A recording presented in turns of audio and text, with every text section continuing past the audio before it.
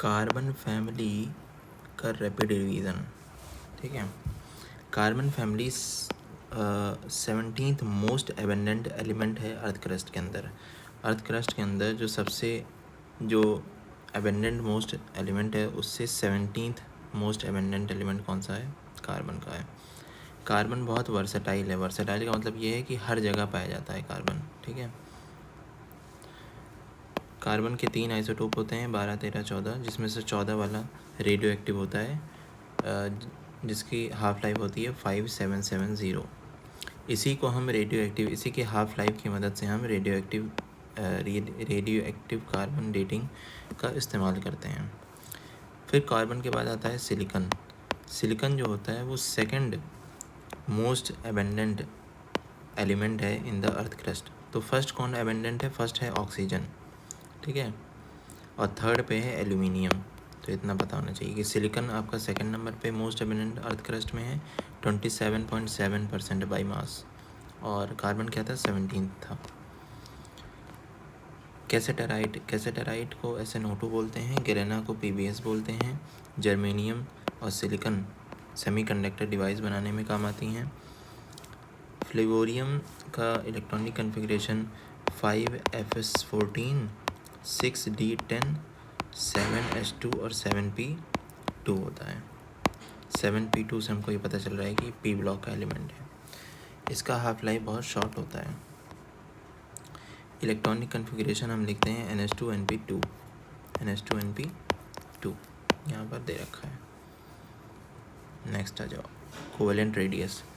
Covalent radius का trend ये होता है, इसमें कोई भी एक्सेप्शन नहीं होता है। कौन, सी, गीता, स्नेहा, प्रभा। इंक्रीजिंग ऑर्डर में हम कोवेलेंट रेडियस, जैसे जैसे टॉप टू बॉटम जाओगे तो साइज़ इंक्रीज़ करती है। तो उसी वजह से कार्बन फैमिली के कोवेलेंट रेडियस में कोई भी एक्सेप्शन नहीं है।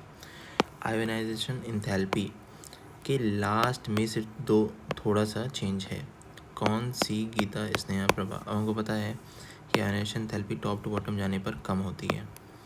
तो कौन, सी, गीता, स्नेहा, प्रभा में पलट दो ऐसे तो आ जाता है ट्रेंड, यानी कि कार्बन फैमिली की आयोनाइजेशन एंथैल्पी में लास्ट में प्रॉब्लम है। ऐसे याद कर सकते हो कि लास्ट में प्रॉब्लम है, यानी कि बदलना है, एक्सचेंज करना है।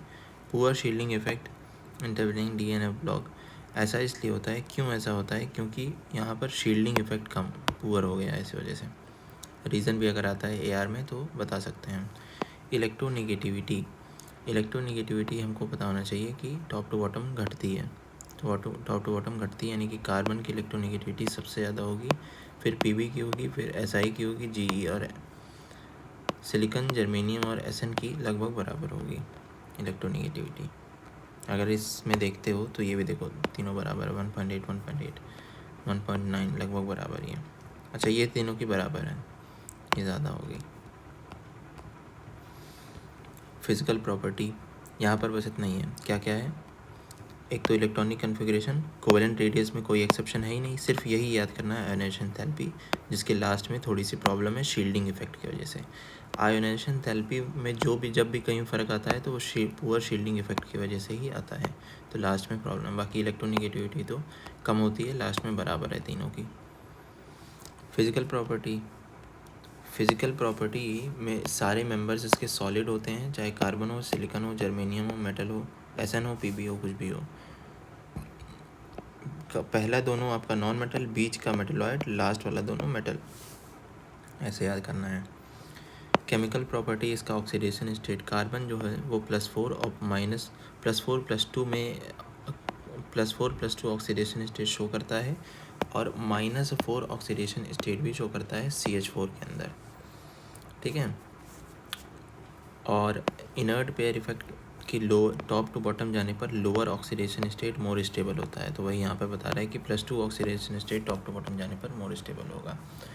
ऑल्दो द कार्बन जो है वो एक्सीड नहीं कर सकता है 4 से, क्योंकि उसके पास d ऑर्बिटल नहीं होता, बाकी सारे एलिमेंट कर सकते हैं। ऑक्सीजन के साथ अगर हम कार्बन फैमिली का रिएक्शन देखें तो सारे के सारे जो हैं वो ऑक्सीजन से रिएक्ट करते हैं और MO बनाते हैं या MO2 बनाते हैं, MO या MO2 बनाते हैं। अब MO में जो SiO2 है वो हाई टेम्परेचर पे ही एग्जिस्ट करता है, यानी कि कार्बन O2 और कार्बन O ये तो एग्जिस्ट करेगा, लेकिन SiO जो है वो सिर्फ हाई टेम्परेचर पे एग्जिस्ट करेगा। SiO सिर्फ हाई टेम्परेचर पे एग्जिस्ट करेगा। Oxide in the higher oxidation state of the element are generally more acidic than the lower oxidation state. सही से बात है, ऑक्सीडेशन स्टेट हमको पता है कि ज़्यादा होता है तो एसिडिक कैरेक्टर ज़्यादा होता है, सिंपल सी बात है। तो CO2 SiO2 और GeO2 में +4 है, मतलब इस पर्टिकुलर ग्रुप का हाईएस्ट ऑक्सीडेशन स्टेट है, तो ये सारे के सारे एसिडिक होंगे। लास्ट वाले जो SN और Pb होते हैं वो एम्फोटेरिक होते हैं। कार्बन मोनोऑक्साइड ये तो बहुत फेमस है, न्यूट्रल होता है। CO, NO, N2O और H2O, ये 4 ऐसे कंपाउंड हैं जो कि मॉलिक्यूल हैं जो कि आपके न्यूट्रल होते हैं। GeO जर्मेनियम का ऑक्साइड जो होता है वो आपका एसिडिक होता है, डिस्टिंक्टली एसिडिक, ये याद रखना है। SNO और PbO एम्फोटेरिक होता है। ये तो हो गया मतलब डाइऑक्साइड और ये मोनोऑक्साइड। तो मोनोऑक्साइड में CO न्यूट्रल हो गया, GE एसिडिक हो गया, लास्ट वाले दोनों एम्फोटेरिक हो गए। लास्ट वाले दोनों इसमें भी एम्फोटेरिक हैं, इसमें भी एम्फोटेरिक हैं, ठीक है। मतलब कि डाइऑक्साइड में भी एम्फोटेरिक हैं और मोनोऑक्साइड में भी लास्ट वाले दोनों एम्फोटेरिक ही हैं। वाटर के साथ बहुत सिंपल है, याद रखना, बस इतना याद कर लो कि SN रिएक्ट करता है, ठीक है। वाटर के साथ सिर्फ सन रिएक्ट करता है। वाटर के साथ कौन रिएक्ट करेगा? सिर्फ सन रिएक्ट करेगा, और क्या बनाएगा? ऑक्साइड बनाएगा। ऊपर वाले तीनों नहीं रिएक्ट करते हैं। लास्ट वाला Pb रिएक्ट नहीं करता है क्योंकि उसके ऊपर ऑक्साइड की लेयर आ जाती है, AR में पूछा जा सकता है, ठीक है। तो वाटर का तो बहुत ईजी हो गया। वाटर के साथ कार्बन फैमिली की रिएक्शन में सिर्फ सन रिएक्ट करता है। क्या रिएक्ट करेगा? सन, SN। सन रिएक्ट करेगा पानी से और कोई रिएक्ट नहीं करेगा। सन रिएक्ट करेगा पानी से और कोई रिएक्ट नहीं करेगा। क्यों नहीं करेगा? लास्ट वाला इसलिए नहीं करेगा क्योंकि वो प्रोटेक्टिव फिल्म बन जाता है। फिर हेलोजन की reaction, except carbon all the other members directly with the halogen under the suitable condition to make the halide. Carbon को छोड़ करके बाकी सारे एलिमेंट डायरेक्टली जो है वो हेलाइड्स बना लेते हैं। MX4 is a covalent in nature.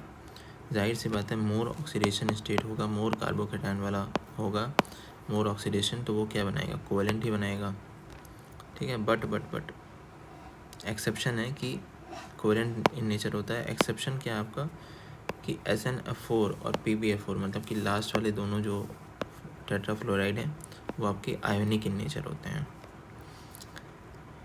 ये क्या लिखा है कि PbI4 does not exist because PbI4 exist नहीं करता है। क्यों? बिकॉज ये तो AR में पूछ सकता है,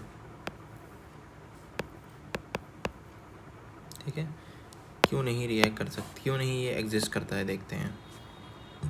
initially formed during the reaction does not release enough energy to unpair 6s electron and exit one of them to the higher orbital to have 4 unpaired electron around the lead atom, ठीक है। तो यहाँ से because से ये AR में पूछ सकता है, इसको ध्यान से पढ़ लेना। Stability of the dihalide increases down the group, ये तो बहुत सिंपल है, इनर्ट पेयर इफेक्ट के हिसाब से बताना है, रहता ही है। मतलब वही higher oxidation state top to bottom increase करती है, लोअर ऑक्सीडेशन स्टेट इंक्रीज़ करती है, वही बता रहा है। मोर स्टेबल, ये चीज़, ये वाली और ये वाली लाइन भी उसी से आया हुआ है। अब यहाँ पर क्या है? CCl4 के अलावा बाकी सारे टेट्राहेलाइड्स हाइड्रोलाइज कर जाते हैं। CCl4 इसलिए नहीं करता है क्योंकि वो उसके पास वेकेंट d ऑर्बिटल नहीं होता है, और हाइड्रोलिसिस के लिए वो होना ज़रूरी है, वो मतलब वेकेंट ऑर्बिटल।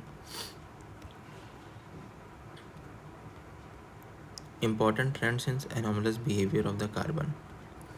कार्बन जो होता है मैक्सिमम कोवेलेंसी 4 रखता है।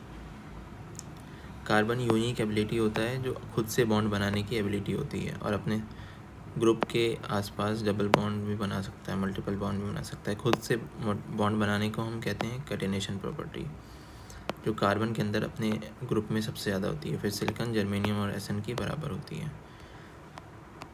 एलोट्रॉप, डायमंड, एलोट्रॉप तो नहीं है,